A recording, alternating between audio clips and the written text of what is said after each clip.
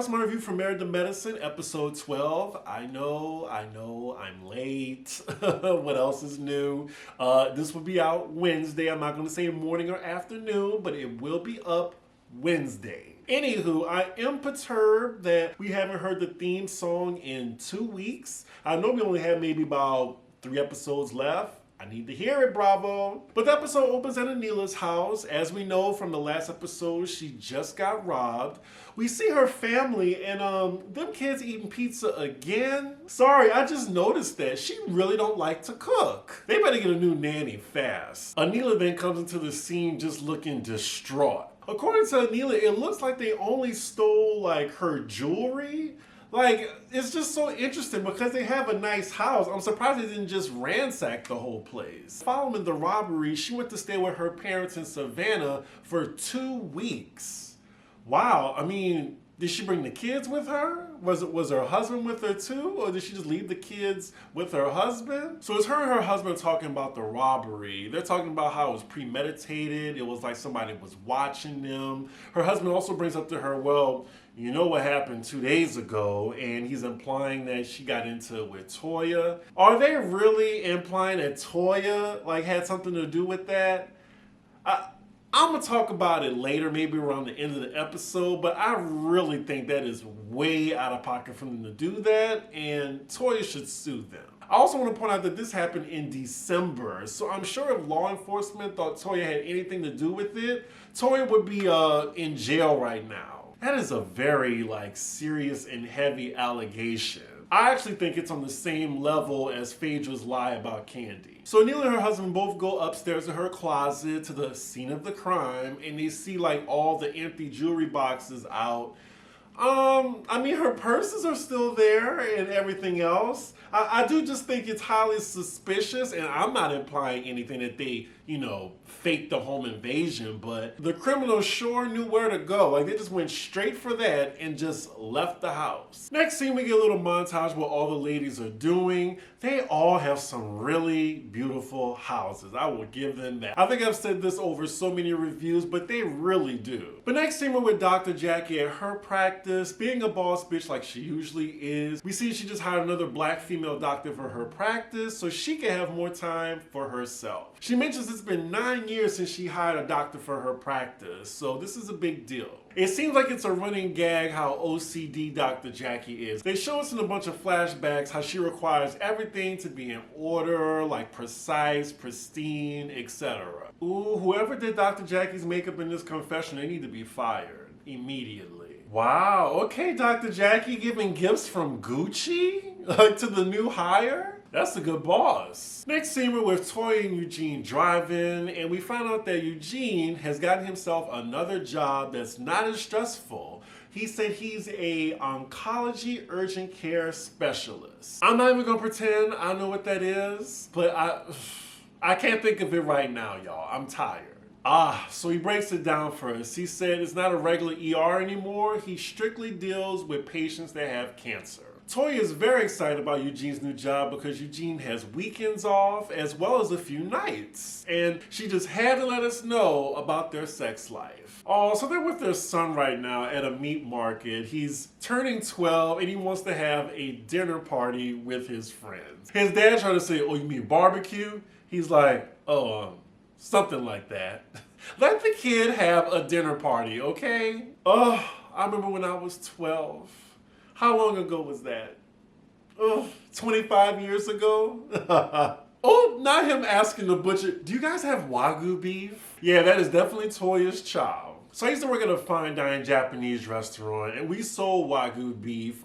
We sold it by the ounce. And just to give y'all an idea about how expensive Wagyu is, I believe we charged, I want to say $72 for 4 ounces. So you can imagine. Next scene, we're with Simone and Cecil, and they are driving this book plot line into the ground, Jesus. So now they're setting up a conference call with Omarosa because they want her advice. Another scene where I have to watch Omarosa. I don't care that she's not working for 45 anymore. I don't care that she's friends with Cecil and Simone, who are obviously Democrats. Pepperidge Farm remembers, so fuck her. So they're on the phone with Omarosa after sending her their book proposal, and she's giving them feedback. According to her, there's a big omission that they left out the book, which is why they almost get divorced in the first place. I'm guessing in the book they wanted to come off knowledgeable and present that they all have it together. Simone says she intentionally left that part out because it's painful and it's an area of their relationship she doesn't want to revisit. I mean, they already put their business out for everybody to see on the show a couple seasons ago. I'm not sure what's the difference between putting it in a book too. It actually looks like Simone and Cecil about to get into it over the book, ironically, because there's some issues that they're still not on the same page about. But y'all want to write a book for couples? Okay. Cecil even jokes in their confessional like, damn the book, we got to get back into counseling. They don't need to be writing no damn book. They just want a plot line. We see once their chat with Omarosa ends, they're left second guessing themselves. Wow, so we're back with Dr. Jackie again, 3 times in one episode. Go ahead. So we see her leaving her practice early for a change because she got help.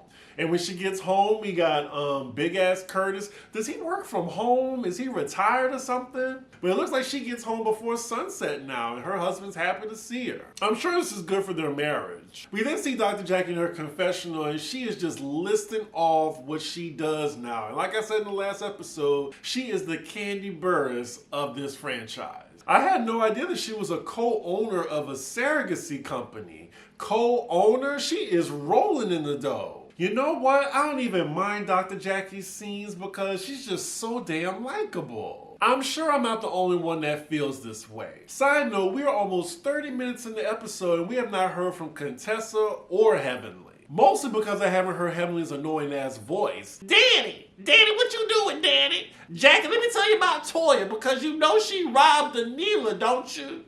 I'll stop. So next scene, we're back with Toya. She's celebrating her son's 12th birthday. Toya, her hair is laid. I did notice someone on social media said, there's one thing about Tacky Toya, that hair is always done. I agree. And y'all, pardon my chewing. I haven't eaten yet, but I'm eating these sour candy sticks. Sour candy. Child, this is a filler-ass episode. We now see Eugene teaching his son how to cook steak. While this is really cute, I tune in for the mess. Anywho, Toya's son is having this dinner party, and it is so cute. This is something that I would do at my age. We also see Contessa's son is there, which is nice that their sons are friends with each other. Contessa and Toya are friends, right? They are. It was another season where they were at war with each other. I can't believe I haven't fast forward this year. I'm actually enjoying this episode. It's just pretty cute. It's a cute filler episode, even though not much is going on. Also, this scene makes Toya actually likable or palatable. So next scene, we're at Heavenly's house. I spoke too soon because here she is, and Dr. Jackie and Quad are coming over. So we found this scene that Heavenly's mom passed, and she's talking to Jackie and Quad about how she's coping. She mentions that her mom's last wish before she passed was for Heavenly to get along with her sister. I mean, the thought of Heavenly not getting along with somebody is shocking, right?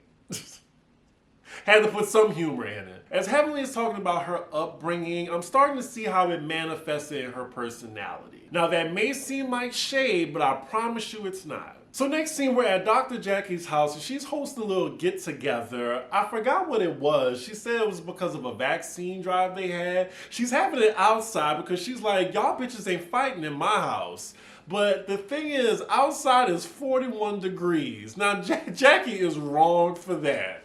They are all shivering. They have heat lamps out. So most of the ladies are there. This is the first time we've seen Contessa, and it's like 45 minutes into the episode. Lord, and here go Heavenly again, bragging how she caters to her man. That's why she has sex all the time.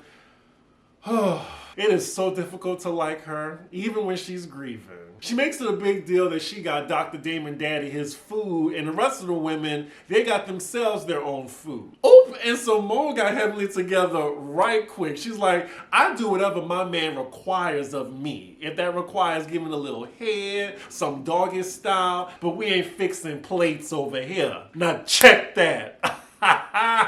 Oh God, that was a little graphic, but I appreciate that from Simone. If Dr. Heavenly wants to be trapped in the 50s, that's her prerogative. Leave everybody else in the 21st century alone. I think I missed it while everyone's dressed in scrubs. I'm guessing it's the theme, or are they about to do vaccine shots right afterward? So all the ladies are together now with the exception of Anila. Dr. Jackie calls her on FaceTime, asks her how she's doing. She says she's still traumatized from the robbery. I mean, if y'all watch Beverly Hills, y'all know how long it took Dorit to get over. I mean, she's still talking about it. But they're asking her details about what happened, like did the cameras catch anything? Anila says, unfortunately, the cameras weren't on that night.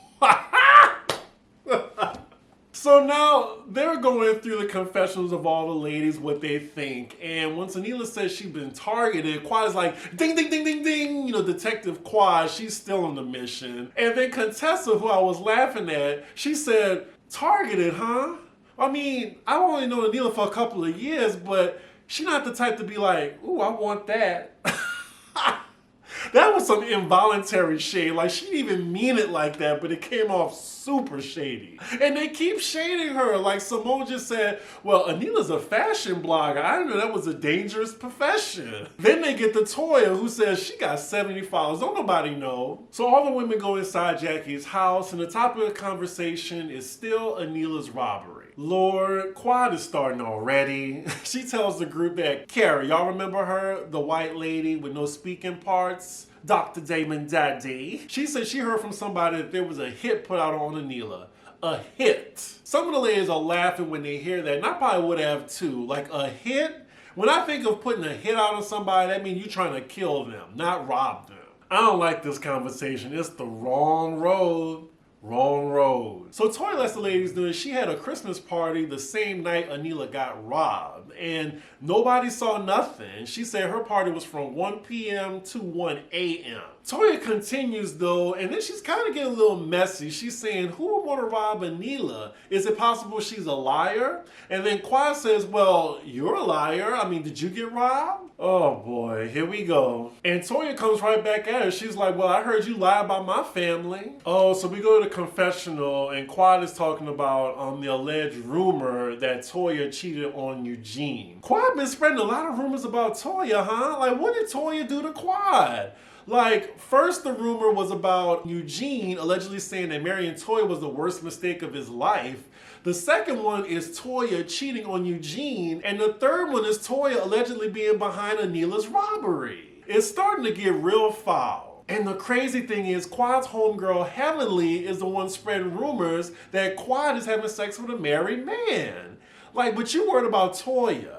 So then speaking of that, Toya's like, well, I don't know. I heard it from Heavenly that she'd be lying on my family. And then now Heavenly's like, don't you put me into this. I'm already going through a lot. Okay, Heavenly, that doesn't change the fact that you still spread rumors amongst the group. Damaging rumors about multiple people. So now at this point, Heavenly's popping off because she don't appreciate her name being dragged in the situation. Even though she is the one spreading the rumors. Like, she is the common denominator, like I said the last episode. Just because, you know, you're grieving does not absolve you from that. Heavenly's being very messy now, and she's going back and forth with Toya. She was like, well, I ain't fucking nobody but my man, bitch. So I'm about to leave. My mom just died. I'm leaving. So she gets up, storms out. So she tried to storm out, but she can't even open the door. So she has to ask somebody to let her out. Everybody started laughing. I mean, it is kind of funny. So Heavenly finally gets out with some assistance. She's yelling. She's telling Dr. Damon, Daddy, we need to go. She's saying Toya's lying ass is starting. And then she says, my man's dick is big, okay? Why do we need to know that? I definitely didn't want to know that. And I'm guessing it's a dig at Toya's husband, Eugene, who didn't deserve that stray. Now, what if somebody talked about your husband, Heavenly? She's such a nasty, wicked spirit, and it comes to the surprise of nobody why she's so damn unlikable. Side note, I wonder where Audra is. Did they just not invite her because of the fight she had with Toya recently? So Heavenly hasn't left yet, even though she said she was. Quad goes running after her, telling her to, you know, it's okay. And Heavenly is throwing out the grief card to excuse her shitty behavior. I really don't like this. Is it just me? I think Quad and Heavenly are kind of being bullies to Toya. And y'all know, like from my past reviews, I don't care for Toya, but why are they coming at her so hard? We're back with the ladies inside Jackie's house, and Toya's unapologetic. She says she doesn't feel any sympathy when a bitch is trying to fuck up her marriage. And I mean, right now, there are 3 rumors out about Toya right now. One of them being very slanderous. So Contessa goes out to coddle Heavenly and tell her, sorry, we should have asked about your mom first. But I mean, the topic of conversation was Anila's robbery. And then the other lady started alluding to Toya being behind it. And Toya was just defending herself and just stated a fact that Heavenly was indeed the one who was spreading a rumor that was involving her marriage. Anyway, we see Simone giving Toya a pep talk. It's really weird seeing them two being friends because, we remember, with your raggedy broke ass.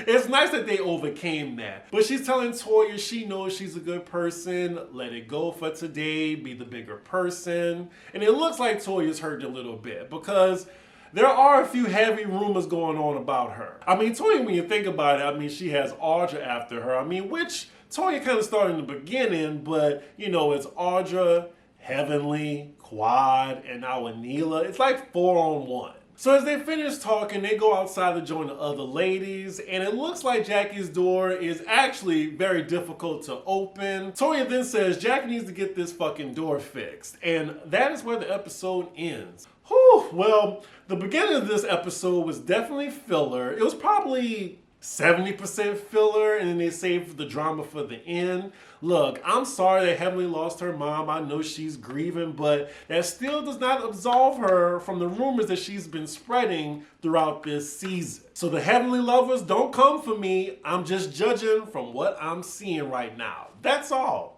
Anyway, I didn't mind this episode. It was definitely more entertaining than the reunion part 3. Y'all let me know whose side y'all on. I really would like to know. Or maybe I'm on an island again. I never know. But make sure y'all like, comment, and subscribe. And I will see y'all for the next episode.